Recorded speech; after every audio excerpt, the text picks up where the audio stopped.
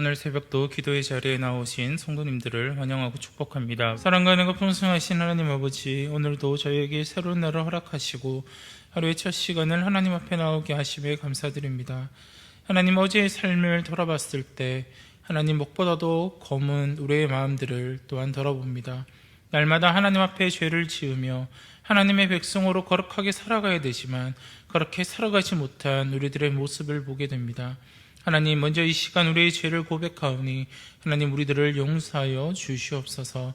우리는 연약한 인간이오니 이 세상의 유혹 앞에 날마다 흔들리며 이 세상의 유혹 앞에 날마다 넘어지는 것이 우리의 모습임을 또한 고백합니다. 하나님, 하나님의 은혜가 없이는 우리가 살아갈 수 없음을 또한 고백합니다. 하나님, 이 시간 함께하여 주셔서 하나님이 주시는 그 은혜를 통하여 우리가 오늘 하루도 하나님이 주시는 그 은혜 가운데, 하나님의 그 말씀 가운데, 또한 이 땅을 살아갈 때 거룩한 백성으로서 하나님의 주권을 드러내고 하나님의 사랑을 널리 전할 수 있는 우리들의 삶이 될 수 있도록 하나님 인도하여 주시옵소서. 그래서 우리가 날마다 약할 때 강함 되심을 또한 기억하게 하시고 우리의 강함 되시는 그 하나님, 전능하신 하나님의 말씀을 의지하여 살아갈 수 있도록 하나님이 인도하시고 하나님 붙들어 주시옵소서. 그래서 하나님, 이 험악한 세상 가운데, 또한 이 죄악이 가득한 이 세상 가운데 하나님의 백성으로 이 땅을 온전히 거룩하게 살아갈 수 있도록 날마다 우리들에게 새 힘을 더하여 주시며 우리가 쓰러지지 않고 좌절하지 않고 혹시 넘어졌다 하더라도 다시 나의 등 뒤에서 나를 지켜보시고 바라보시는 그 하나님이 주시는 힘으로 다시 일어나 걸으며 예수님이 걸어가셨던 그 좁은 길을 걸어갈 수 있도록 우리들을 인도하시고 붙들어 주시옵소서. 하나님, 또한 우리가 그 길을 걸어갈 때 우리 앞에 놓여있는 장애물들이 있습니다. 여러 가지 어려움들이 있습니다. 하나님, 이 시간 우리 각자의 기도의 소원을 가지고 하나님 앞에 나아왔사오니 하나님은 모든 것을 아시었고 하나님께서는 그 모든 것들을 들어주실 것인데 하나님 때에 적절하게 필요하신 때를 따라 그 은혜를 따라 우리에게 도와여 주시고, 우리가 비록 하나님이 우리의 기도를 들어주시지 않는다 할지라도 그것 때문에 좌절하는 것이 아니라 그것 또한 하나님의 응답임을 기억하고 더 하나님 앞에 엎드리고 기도함으로 나아갈 수 있도록 하나님이 인도하시고 하나님 붙들어 주시옵소서. 하나님, 담임 목사님 출타할 중에 계십니다. 하나님, 오늘 돌아오시는 그 걸음도 하나님이 인도하여 주시고 붙들어 주셔서 정말 아무런 사고 없이 안전하게 돌아올 수 있도록 하나님이 인도하시고 하나님 붙들어 주시옵소서. 오늘 하루도 하나님 우리와 함께 하실 것을 믿으며 이 모든 말씀 예수 그리스도 이름으로 기도드립니다. 아멘. 함께 말씀 보도록 하겠습니다. 오늘 우리에게 주시는 하나님의 말씀은 레위기 19장 1절에서 18절까지 말씀입니다. 레위기 19장 1절에서 18절까지 말씀입니다. 찬신절과 함께 교독하도록 하겠습니다. 여호와께서 모세에게 말씀하여 이르시되 너는 이스라엘 자손의 온 회중에게 말하여 이르라. 너희는 거룩하라. 이는 나 여호와 너희 하나님이 거룩함이니라. 너희는 각 사람은 부모를 경외하고 나의 안식을 지키라. 나는 너희의 하나님 여호와니라. 너희는 헛된 것들로 향하지 말며 너희를 위하여 신상들을 보아 만들지 말라. 나는 너희의 하나님 여호와니라. 너희는 화목제물을 여호와께 드릴 때에 기쁘게 받으시도록 드리고 그 제물은 드리는 날과 이튿날에 먹고 셋째 날까지 남았거든 불사르라. 셋째 날에 조금이라도 먹으면 가증한 것이 되어 기쁘게 받으심이 되지 못하고 그것을 먹는 자는 여호와의 성물을 더럽힘으로 말미암아 죄를 담당하리니 그가 그의 백성 중에서 끊어지리라. 너희가 너희의 땅에 곡식을 거둘 때에 너는 밭 모퉁이까지 다 거두지 말고 내 떨어진 이삭도 줍지 말며 내 포도원의 열매를 다 따지 말며 내 포도원에 떨어진 열매도 줍지 말고 가난한 사람과 거울민을 위하여 버려두라. 나는 너희의 하나님 여호와니라. 너희는 도둑질하지 말며 속이지 말며 서로 거짓말하지 말며 너희의 내 이름으로 거짓 맹세함으로 내 하나님의 이름을 욕되게 하지 말라. 나는 여호와이니라. 너는 내 이웃을 억압하지 말며 착취하지 말며 품굿의 삭슬 아침까지 밤새도록 내게 두지 말며 너는 귀먹은 자를 저주하지 말며 맹인 앞에 장애물을 놓지 말고 내 하나님을 경외하라. 나는 여호와니라. 너희는 재판할 때에 불의를 행하지 말며 가난한 자의 편을 들지 말며 세력 있는 자라고 두둔하지 말고 공의로 사람을 재판할지며 너는 내 백성 중에 돌아다니며 사람을 비방하지 말며 내 이웃의 피를 흘려 이익을 도모하지 말라. 나는 여호와이니라. 너는 내 형제를 마음으로 미워하지 말며 내 이웃을 반드시 견책하라. 그러면 내가 그에게 대하여 죄를 담당하지 아니하리라. 원수를 갚지 말며 동포를 원망하지 말며 내 이웃 사랑하기를 내 자신과 같이 사랑하라. 나는 여호와이니라. 아멘. 하나님 백성의 거룩한 삶, 하나님 백성의 거룩한 삶이라는 제목을 가지고 함께 말씀을 나누고자 합니다. 거룩함은 죄악으로 오염된 세상과 구별되어 하나님의 온전한 뜻을 행할 때 성취되는 것이 거룩한 삶이라고 이야기를 할 수 있습니다. 그러므로 거룩함의 기준은 어떻게 됩니까? 바로 하나님의 말씀이 거룩함의 기준이 된다라는 겁니다. 하나님은 우리에게 너희는 거룩하라고 명령하셨습니다. 그렇게 오늘 말씀을 통해서 우리가 어떠한 삶을 살아가야 될지, 거룩한 삶이란 무엇인지 5가지를 함께 나누고자 합니다. 첫 번째로는 1절에서 8절 말씀을 보시면 여호와께서 거룩하시기에 우리 또한 거룩하라고 이야기하고 있습니다. 하나님은 이스라엘 백성들에게 하나님이 거룩하심과 같이 너희도 거룩하라고 명령하십니다. 2절 말씀을 보시면 너는 이스라엘 자손의 온 회중에게 말하여 이르라. 너희는 거룩하라. 이는 나 여호와 너희의 하나님이 거룩함이니라 라고 말씀하고 계십니다. 하나님은 이스라엘 백성들이 애굽의 종살이에서 해방시키시고 그들과 언약을 맺으십니다. 그리고 이스라엘 백성이 거룩함을 성취하기 위해서 지켜야 할 계명이 무엇인지를 그들에게 알려주셨습니다. 부모를 공경하고 안식일을 지키며 우상을 만들거나 섬기지 말고 오직 여호와 하나님만을 사랑하라라고 하나님께서는 이스라엘 백성들에게 그와 같은 계명을 말씀해 주셨습니다. 이스라엘 백성이 오직 여호와 하나님만을 사랑하고 섬기는 것은 마치 결혼한 여인이 남편만을 사랑해야 하는 것, 남편이 아내만을 사랑해야 하는 것과 같은 이치라는 겁니다. 하나님을 향한 온전한 사랑과 충성은 하나님의 계명을 지켜 행함으로 증명되어야 합니다. 안식일 준수와 부모 공경은 인류의 아버지이신 하나님을 두려워하라는 계명과 일맥상통합니다. 이스라엘은 하나님의 명령에 철저히 순종함으로써 그 거룩한 삶을 추구하고 하나님이 거룩하시기에 그 백성들 또한 거룩하게 살아가야 됐습니다. 하나님의 계명을 지키는 것은 곧 그분에 대한 사랑을 증명하는 것은 오늘날에도 동일하게 우리들에게도 주어지고 있습니다. 모든 성도는 요한복음 15장 12절의 말씀처럼 내가 너희를 사랑한 것 같이 너희도 서로 사랑해야 함을 지켜나가야 합니다. 그럴 때 주님께 대한 하나님께 대한 사랑과 충성이 증명되고 우리가 주님의 제자, 우리가 거룩한 백성이라는 사실이 확증될 수 있다는 사실입니다. 또한 하나님은 이스라엘 백성이 거룩히 행하기 위해서는 하나님의 법도와 규례대로 제사를 드려야 한다라고 이야기합니다. 화목 제물을 여호와께 드릴 때 그 제물을 이튿날까지만 먹고 이후에는 먹지 말라고 이야기하십니다. 아마도 제물에 대한 탐심을 경계하기 위해서 그렇게 말씀하셨을 겁니다. 하나님께 바쳐야 할 제물을 제사 드린 사람이 탐하면 하나님은 그 제사를 받지 않으셨습니다. 우리는 하나님이 선하시고 기뻐하시고 온전하신 뜻을 분별하여 하나님이 기뻐하시는 산 제물로 드리는 것이 바로 거룩한 삶을 살아가는 성도의 모습이라는 사실을 잊지 마시기를 바랍니다. 그렇기에 우리가 이 예배당에서만 예배 드리는 것이 아니라 우리의 삶의 현장에서 드려야 할 온전한 예배를 드리며 나아갈 때 우리가 우리의 삶에서 하나님을 드러내고 하나님을 온전히 나타낼 때에 거룩한 백성으로서 이 땅을 살아갈 수 있게 될 것입니다. 두 번째로는 하나님께서는 가난한 자들의 책임을 지라고 이야기하십니다. 하나님은 이스라엘 백성들에게 가난한 자들의 책임을 지우셨습니다.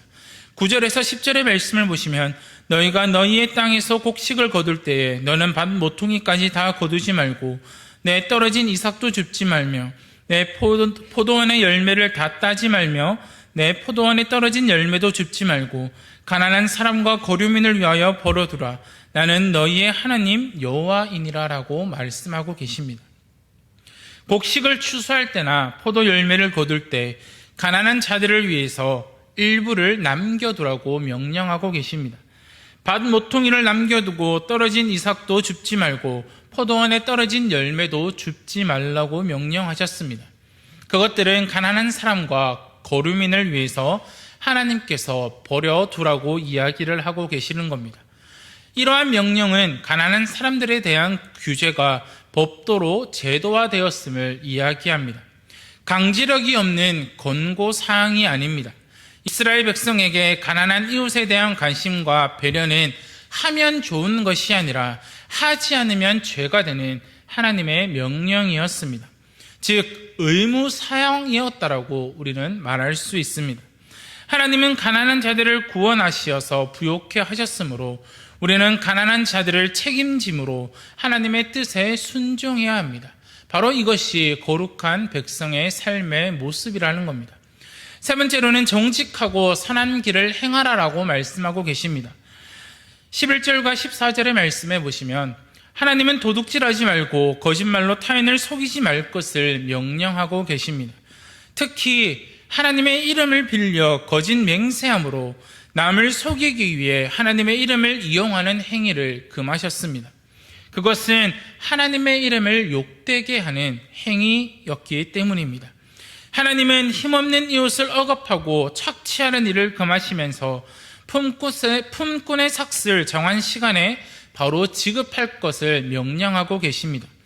또한 장애를 가진 귀먹은 자나 맹인의 약점을 이용하여 괴롭히거나 저주하는 일을 금하고 계십니다.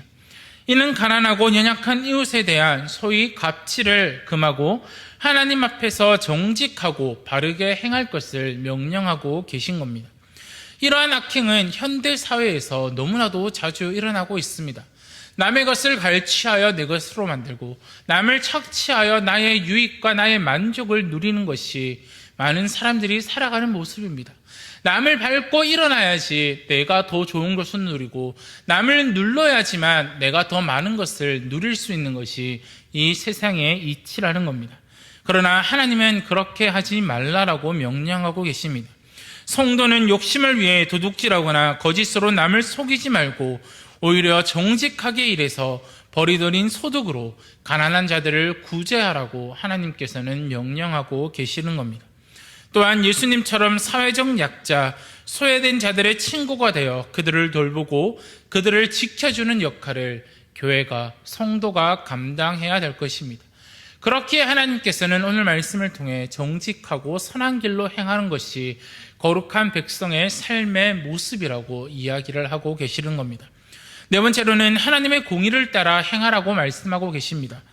15절에서 16절의 말씀을 보시면 하나님은 재판을 행할 때에 가난하다고 동정하여 편들지도 말고 세력이 있는 자라고 편들지도 말고 오직 하나님의 공의의 법대로 판단할 것을 명령하고 계십니다. 재판의 기준이 판단을 받는 사람이나 누군가에 따라서 달라져서는 안 되고 오직 하나님이 정하신 공의로운 법에 따라 행사되어야 한다라고 하나님은 말씀하고 계시는 겁니다. 그래야 그 사회가 하나님의 법이 살아있는 거룩한 사회가 될 수 있기 때문에 하나님께서는 이와 같이 이스라엘 백성들에게 명령하고 계시는 겁니다. 또한 사람을 비방하지 말 것과 타인의 피를 흘려 이익을 도모하지 말라고 하나님은 명령하고 계십니다. 자신의 욕심을 채우기 위해 다른 사람에게 피해를 주는 것은 하나님의 공의에 어긋나는 죄악이므로 이와 같이 행하는 자들을 하나님은 반드시 심판하실 것을 명령하고 계십니다. 우리가 살아가면서 수많은 판단과 또한 우리가 살아가면서 이러한 일들을 많이 겪게 됩니다. 그렇기에 우리는 누군가에 따라서 그 결정이 바뀌는 것이 아니라 정말 하나님의 말씀에 따라서 하나님이라면 어떻게 하실지, 예수 그리스도라면 어떻게 하실지를 생각하고 그대로 살아갈 때, 하나님의 말씀대로 행할 때 그것이 바로 거룩한 백성으로 하나님의 자녀로서 살아갈 수 있는 길이라는 사실을 기억하시기를 바랍니다. 마지막으로 하나님께서는 내 자신과 같이 이웃을 사랑하라고 명령하고 계십니다. 17절에서 18절 말씀을 보시면 하나님은 이스라엘 백성에게 이웃을 마음으로 미워하지 말고 이웃이 잘못을 범했을 때에는 반드시 바로 잡아줄 것을 명령하고 계십니다. 그렇지 않으면 그에 대한 책임을 물을 것이라고 말씀하십니다. 또한 원수를 갚지 말고 이웃을 자신과 같이 사랑하라라고 명령하셨습니다. 예수님께서도 산상보훈에서 이와 같은 교훈을 우리에게 주셨습니다. 그 말씀에는 원수되었던 우리를 사랑하시어 아들을 내어주신 하나님의 사랑이 전제되어 있습니다. 죄인이요 하나님과 원수되었던 자들이 하나님의 구속과 사랑으로 하나님의 백성이 되었으니 우리가 받은 그 사랑답게 우리 또한 그 사랑을 따라 행해야 한다라고 하나님은 명령하고 계시는 겁니다. 원수 갚는 것은 나의 권한이 아닙니다. 원수 갚는 것은 하나님의 권한이고 하나님이 행하실 일입니다. 그러므로 성도는 오직 하나님의 사랑으로 사랑할 권한밖에 없음을 기억하시기를 바랍니다. 내 이웃을 사랑하는 것밖에 우리가 할 수 있는 것은 아무것도 없습니다. 원수를 위해 기도하며 원수의 필요를 채워주어 선으로 악을 이겨내시는 우리 성도님들이 되시기를 바랍니다. 원수까지도 사랑하라라는 명령은 하나님에 대한 사랑과 경애를 증명하라는 백성을 향한 그 하나님의 명령이십니다. 보이는 사람을 사랑하지 못하면서 보이지 않는 하나님을 사랑한다라는 것은 거짓이기 때문입니다. 우리는 거룩하신 하나님의 명령을 따라 이웃을 사랑함으로 하나님의 사랑하는 복된 삶을 살아가시는 저와 우리 성도님들이 되시기를 바랍니다. 말씀을 맺도록 하겠습니다. 오늘 하나님께서 우리에게 거룩한 백성으로 살아갈 수 있는 또한 그렇게 살아가라고 5가지를 명령하고 계십니다. 그러나 이 5가지의 명령 가운데 우리의 근거가 무엇입니까? 바로 말씀을 보시면 공통으로 등장하는 한 문장이 있습니다. 바로 나는 여호와이니라. 10절 말미에도 보시면 나는 여호와이니라 라고 말씀하고 계십니다. 또한 도둑질을 금하고 이웃을 억압하지 말고 품꾼의 삭슬 아침까지 미루지 말라라고 명령하실 때에도 나는 여호와이니라 라고 명령하고 계십니다. 또한 18절 말씀을 보시면 내 이웃을 내 자신과 같이 사랑하라고 말씀하실 때에도 이유는 동일합니다. 무엇일까요? 나는 여호와이니라. 거룩한 백성으로 살아갈 수 있는 삶의 근거는 하나님이 우리의 아버지가 되시며 하나님이 우리의 왕이 되신다라는 사실입니다. 우리는 그분의 거룩한 백성이기 때문에 우리가 거룩한 백성으로서 그 삶을 살아가야 된다는 사실입니다. 사랑하는 성도 여러분, 과연 나는 누구의 자녀입니까? 과연 나는 누구의 백성입니까? 분명히 하나님께서는 말씀하셨습니다. 2절 말씀을 우리 다 같이 마지막으로 한 목소리로 함께 읽고 마치도록 하겠습니다. 우리 2절 말씀 함께 읽어보겠습니다. 너는 이스라엘 자손의 온 회중에게 말하여 이르라. 너희는 거룩하라. 이는 나 여호와 너희의 하나님이 거룩함이니라. 너희는 거룩하라. 이는 나 여호와 하나님이 거룩함이니라. 우리의 근거는 하나님이 거룩하시기에 하나님의 백성으로 세워진 하나님의 백성으로 부름받은 우리도 거룩해야 한다는 사실입니다. 그래서 우리가 이 말씀을 기억하시면서 오늘 하루도 이 땅을 살아갈 때 수많은 그 사건들과 수많은 문제들이 우리 앞에 있을 수 있습니다.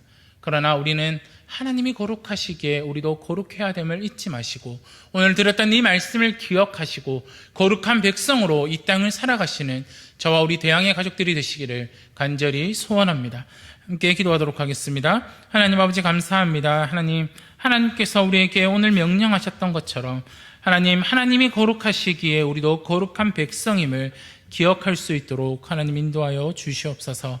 하나님, 여호와께서 거룩하심 같이 우리 또한 거룩해야 되며 하나님께서 그 가난한 자들에 대한 책임을 우리에게 주셨고 또한 우리가 정직하고 선한 길로 행해야 하며 하나님의 공의를 따라 살아가야 되며 내 자신과 같이 이웃을 사랑하라고 명령하셨던 이 모든 근거가 하나님이 우리의 하나님이 되시며 하나님이 우리의 아버지가 되시며 하나님이 우리의 왕이 되심을 또한 고백합니다.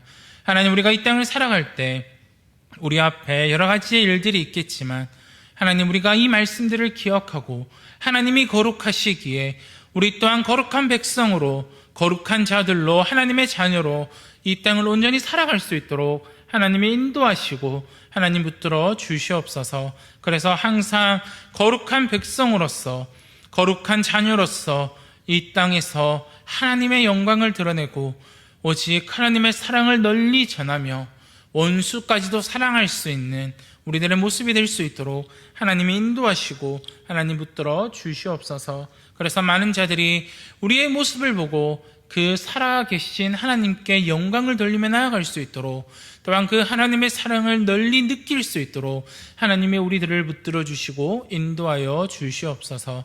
이 모든 말씀 예수 그리스도 이름으로 기도드립니다. 아멘. 하늘에 계신 우리 아버지여, 이름이 거룩히 여김을 받으시오며 나라가 임하시오며 뜻이 하늘에서 이루어진 것 같이 땅에서도 이루어지이다. 오늘 우리에게 일용할 양식을 주시옵고 우리가 우리에게 죄 지은 자를 사하여 준 것 같이 우리 죄를 사하여 주시옵고 우리를 시험에 들게 하지 마시옵고 다만 악에서 구하시옵소서.